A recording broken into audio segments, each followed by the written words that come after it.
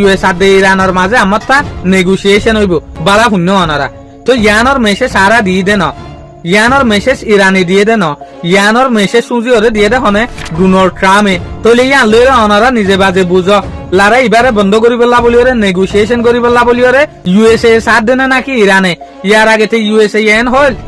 ইরানে আর তো হরাত কুজের দে হরাত না গেদে নেগোসিয়েশন করি পেলা বলি ওরে তলে একে মাঝে ডোনাল্ড ট্রাম্প কি হইব আচ্ছা তলে পয়নের মাঝে যাই গিয়ে হতারে না বাড়াই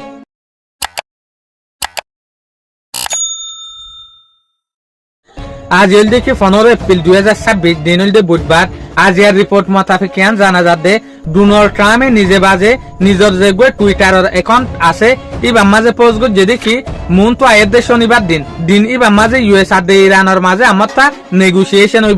নেগোসিয়েশন হইবার জায়গা বাসছে দি তারা 22 ভাগ দিয়ান জায়গার মাঝে পাইরোটিওলা দেখা যাক এক নইলে ওদের ফয়লার যেখান পাকিস্তানের ক্যাপিটাল আছে ইসলামাবাদ ইয়ার মাঝে ইয়াতবা জিনিবার মাঝে